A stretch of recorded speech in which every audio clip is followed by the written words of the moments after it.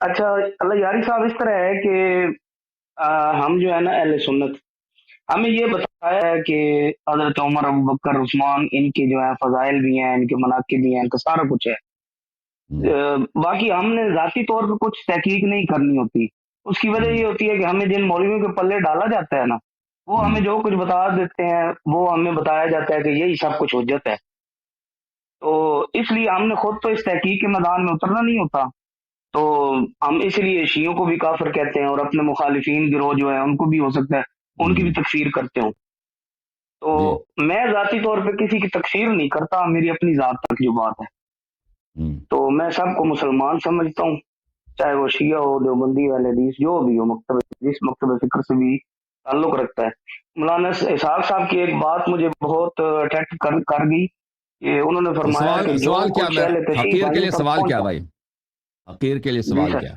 سر مجھے یہ یہ- ایک بات کرنی تھی کہ حضرت ابو بکر رضی اللہ تعالیٰ عنہ یا حضرت عمر رضی اللہ تعالیٰ عنہ، ہوں، آپ کہتے ہیں وہ مسلمان بھی نہیں تھے، جو بھی تھا مطلب حضور صلی اللہ علیہ وسلم کی گستاخ بھی تھے، سارا کچھ ٹھیک مان لیتے ہیں، لیکن میرا سوال یہ ہے کہ کیا اگر قیامت کے دن اگر اللہ نے ہمیں اس موضوع پہ ہی پکڑ لیا کہ عمر ابو بکر تو ایسے تھے نہیں، تو تم لوگ ان کی گستاخی کیوں کرتے رہے ہو، ہوں، تو ہم اس پہ کیا جواب دے سکتے ہیں وہاں پہ؟ تو ہم کہیں گے آپ کے قرآن میں جو لکھا تھا ہم نے قرآن کی تصدیق کی۔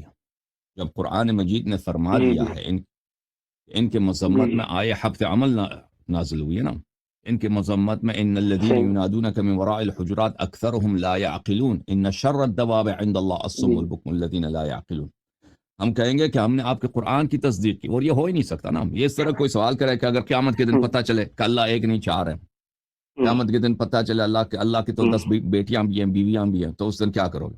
تو یہ ایک ایسی بات ہے نا کہ جو ناممکن ہے، ہو ہی نہیں سکتی۔ ہوں، جب اللہ نے کہہ دیا، جب واضح دلائل سے ثابت ہو گئے کہ نبی پاک صلی اللہ علیہ وآلہ جی وسلم کے برحق جانشین اہل بیت اطہار علیہم السلام، اس کے دلائل بے شمار ہیں۔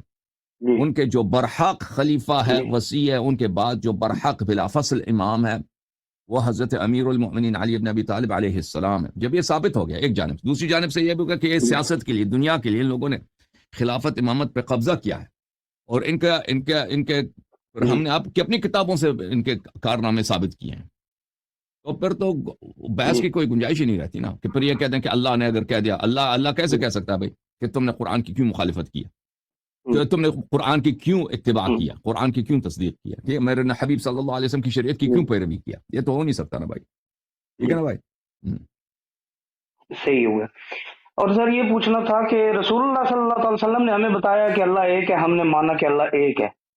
ہوں، رسول اللہ صلی اللہ علیہ وسلم کے ہوتے ہوئے حضرت ابوبکر، عمر، عثمان سب موجود تھے، انہوں نے گستاخیاں بھی کی، انہوں نے مطلب آپ کہتے ہیں شرک بھی کیا، سارا کچھ کیا۔ تو رسول اللہ صلی اللہ علیہ وسلم نے اپنی زندگی میں ان کو مطلب خارج کیوں نہ کیا اسلام سے، یا ان کا اعلان کیوں نہ کیا کہ یہ لوگ کافر ہو چکے ہیں یا مشرک ہو چکے ہیں؟ کر دیا نا بھائی۔ جی سر۔ یہ سورہ حجرات جو نبی صلی اللہ علیہ وسلم نے پڑھی ہے، تلاوت کی، اپنے نمازوں میں پڑھی، صحابہ کو بولا کہ خطبے دیے ہیں، بتایا ہے کہ اس کی سب کو پتا کہ اس کی شان نزول کیا ہے۔ جب یہ لوگ جنگ سے بھاگے تھے، سب صحابہ ان کو گالی دے رہے تھے کہ یہ جنگ سے بھاگ کے ڈرپوک ہیں، اور اس سے 2 ہفتے پہلے انہوں نے بیعت کی تھی کہ ہم مریں گے ہوں، مریں گے مریں گے، لیکن ہم ہوں، وہ بھاگیں گے نہیں۔ تو یہ تو کہنے کی ضرورت ہی نہیں ہے، جب سب لوگوں کو پتا ہے، اتنا واضح طور پہ پتا ہے کہ ان کا کردار ہی ایسا ہے کہ انہوں نے ایک دفعہ بیعت کرتے ہیں کہ ہم بھاگیں گے نہیں۔ جی قرآن کی آیات موجود ہے کہ پیغمبر صلی اللہ علیہ وسلم پہ وعدہ کرتے ہیں، خطبے دیتے ہیں کہ اگر تم جنگ سے بھاگ جاؤ گے، یہ گناہ کبیرہ ہے، ہمیشہ کے لیے جہنم میں جاؤ گے، اور پھر یہی بھاگ جاتے ہیں سب کے سامنے۔ جی تو پھر بھائی آپ کہتے ہیں پھر پیغمبر نے کیوں خبر نہیں؟ پیغمبر نے خبر دی ہے نا، آپ تاریخ پڑھیں، آپ لوگ کیوں تصدیق نہیں کرتے؟ پیغمبر نے بولا ہے، اللہ نے بولا ہے، وہ باتیں بہت واضح ہیں۔ تعجب یہ ہے کہ آپ اپنے آپ کو امتی بھی کہتے ہو، داڑھی بھی رکھتے ہیں نا، کہ یہ نبی صلی اللہ علیہ وسلم کی سنت ہے، لیکن ان کی اصل جی جی، سنت جو ہے اس کو مانتے نہیں ہیں، ان کی اصل بات کو تو مانتے نہیں ہیں، ٹھیک ہے کہ نہیں؟ صحیح ہو گیا۔